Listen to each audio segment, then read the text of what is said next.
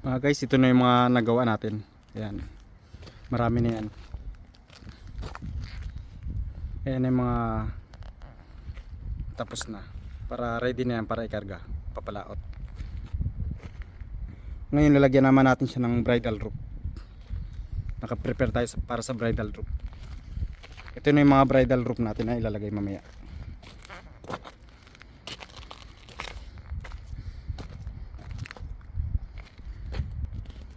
Ayan yung ibang bubo na kinamada ko. Ayan. Napakarami niyan.